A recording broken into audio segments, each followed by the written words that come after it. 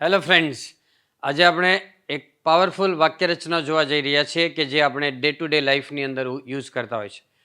સામાન્ય રીતે આપણે ઉપયોગ કરતા હોય છે કે મેં કદી આવું મૂવી જોયું નથી, મેં કદી આવી આઈટમ ચાખી નહીં. તો કદી પણ આવું કર્યું નથી એ કહેવા માટે ઇંગ્લિશની અંદર એક ખૂબ જ ઇમ્પોર્ટન્ટ સ્ટ્રક્ચર છે and that is I have never seen such a movie. આવું કેવું હોય આપણે કે મેં કદી આવું મૂવી જોયું નથી, તો હેવ અને અહીંયા સીન એને પાસ્ટ પાર્ટિસિપલ કહેવાય અથવા તો એને V3 કહેવાય, ગુજરાતીમાં એને ભૂતકૃદંત કહેવાય. બરાબર. હવે આવી જ રીતે પાછળ શબ્દો પણ તમે બદલી શકો કે આઈ have never seen such a sunset, મેં આવો કદી સૂર્યાસ્ત જોયો નથી. આઈ have never seen such a serial, મેં કદી આવી સિરિયલ જોઈ નથી.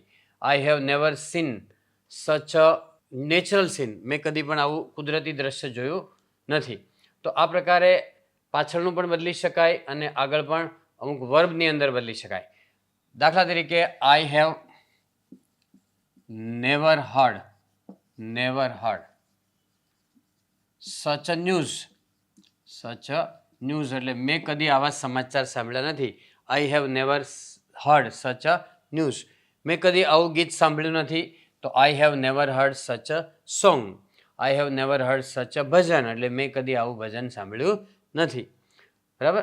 તો આ રીતે વર્બ બદલીને પણ થઈ શકે, પાછળ પણ અમુક શબ્દો થઈ શકે. ફોર એક્ઝામ્પલ, મેં કદી આવી આઈટમ ચાખી નથી એમ કેવું હોય તો I have never eaten such an item. બરાબર. મેં કદી આવું પણ પીણું પીધું નથી તો I have never drunk such a drink અથવા સચ અ કોલ્ડ ડ્રિંક, સચ અ સોફ્ટ ડ્રિંક. બરાબર. તો આ રીતે આઈ હેવ નેવર કોમન છે, પછી V3 એટલે ભૂતકૃદંત આવે છે, પછી સચ, પછી આ રીતે ચાલે છે. બરાબર. મેં કદી પણ આવી નવલકથા વાંચી નથી એમ કેવું હોય તો I have never red such a novel. મેં કદી આવું પેપર જોયું નથી તો I have never seen such a paper. બરાબર. મેં કદી આવું પેપર ઇઝી પેપર જોયું નથી તો I have never seen such an easy paper. I have never seen such a difficult paper, મેં કદી આવું અઘરું પેપર જોયું નથી. બરાબર. તો આ રીતે છે. હવે આની આ સ્ટ્રક્ચર છે એને જુદી રીતે પણ લખી શકાય.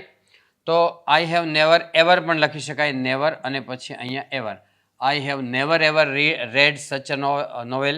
આઈ have never ever drunk such a drink.